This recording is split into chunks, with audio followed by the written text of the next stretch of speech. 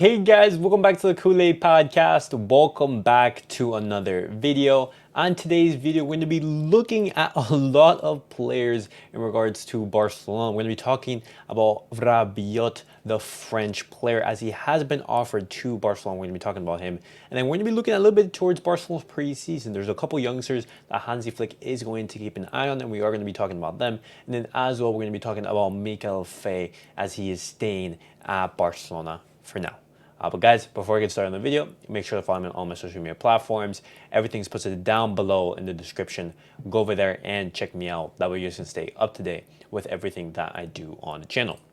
All right, guys, let's get straight into the video. Let's talk about Adrien Rabiot because he has been offered to Barcelona. Now, his contract with Juventus, it has officially expired, and he is now a free agent. Rabiot, he will be taking a decision on which club he will be going to after the Euros, as you know, so many other players. But the thing is, that contract extension with Juventus, it's getting difficult right now as there is no agreement. And Juventus, they did make an offer to Rabiot for 7 million euros net.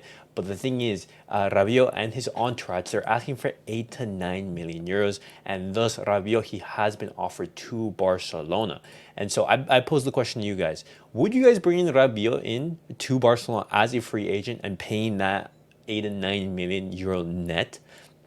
Now, if that does happen, Rabiot, he would be instantly become like one of the highest earners at the club. And for a player at 29 years of age and who realistically isn't a world-class player, I don't know. And honestly, I'm not a huge fan of Rabiot. It's just he's not a player that fills me with tons of confidence. And I understand that he would be coming on a free, which would be a positive. But the thing is, he would be asking for a lot in terms of wages. And I think it's better to just go for a cheaper alternative, for example, in Miguel Merino, for example, where you do have to pay a 25 to 30 million euro fee. But the thing is, he wouldn't be asking that much in wages. And, you know, I still believe that he'd be offering more quality than Rabiot. But if you guys disagree, definitely let me know your thoughts down below in the comments. What do you guys make of Rabiot? Are you guys a fan of him? Yes or no? But now, guys, I'm going to be talking about Mikayil Faye because, as I said, Mikayil Faye, as of right now, is staying at Barcelona for now. And why is he staying? Well, Barcelona right now, the request to Mikayil Faye was clear, and to Porto as well. Barcelona, they want a 15 million euro fixed fee, a 30 to 32 million buyback clause for 2025 and 2026, and a potential sell-on clause as well. And Porto, they did not match those conditions, and you know the deal fell apart. It's simple. You either match that or you don't, because Mikayil Faye, he does have a contract until 2027, and Hansi Flick said that he does want Mikayil Faye to be part of the preseason and basically, you know, see what he can do in the first team. And the thing is, Mikayil Faye, as of right now, he does not want to be playing as a left back because Barcelona did suggest, hey, could you potentially, you know, be open to playing as a left back, because that is a position that we do not have as much depth, because in that center back role we do have Inigo Martinez, you have Eric Garcia, you have Aaron Araujo, Garcia, you know, on and on, Christensen, Koundé. You know, there's a lot of players who can play in that center back role, and so the competition is very high. But as of right now, Mikayil Faye is staying at Barcelona, which is a positive, and he will be doing preseason with Barcelona, and he will not be heading to Porto. Things can change, but I'll definitely keep you guys updated.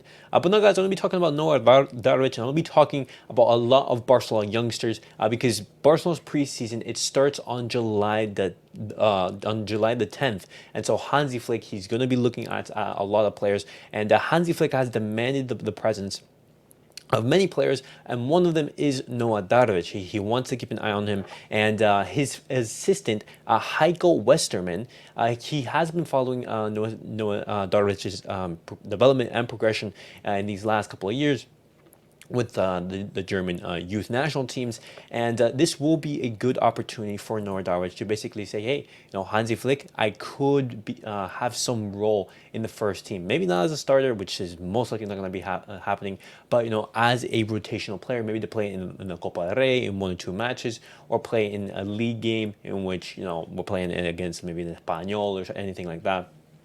in which a lot of rotation is needed. And just like Noah Darvich, Angel Alarcon is going to be another one of the youngsters who will be called on for that preseason training on the July the 10th. Hansi Flick, he has been keeping a track on a lot of Barcelona athletic players, and he's been receiving some very good reports from Angel Alarcon through videos and internal club reports. And Angel Alarcon, he will be joining Barcelona's first team during preseason, and Hansi Flick, he will be keeping an eye on him.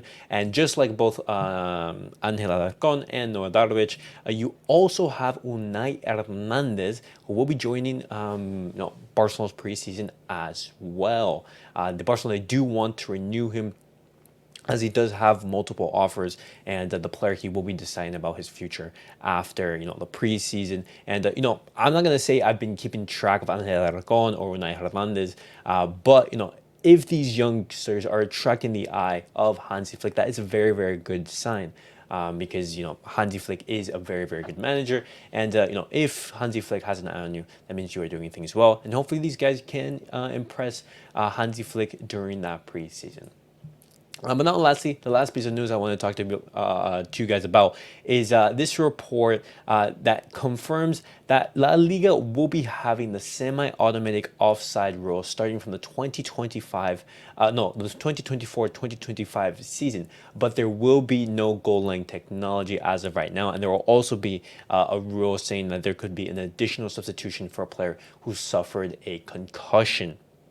Now, we do know how Barcelona, they were basically hampered in that game against Real Madrid. It was absolutely scandalous, how that ball went over the line. Lunin, there's literally photos where he grabs the ball inside of the goal, and it wasn't, basically given as a goal. And then Real Madrid, they go on and win the game with Jude Bellingham scoring the winner. Just typical Real Madrid fashion. And so, it's absolutely shambolic that, a league of this size and supposedly calling themselves the best in the world does not have goal line technology. And just now, and in the season that's going to be coming, the semi-automated offside rule is going to be introduced. But it is better late than never. Hopefully we do see more technology being implemented into the game. That way we see less and less errors from our referees. But guys, that was it, the video for today. Definitely let me know guys' thoughts on everything discussed on today's video. Rabiot to Barcelona, yes or no? Mikayil Faye is staying as of right now. And then what do you guys make of all those youngsters joining Barcelona's first team for preseason? But guys, thank you guys all for watching. Thank you guys for supporting me. And I'll catch you guys all in the next video. Peace out.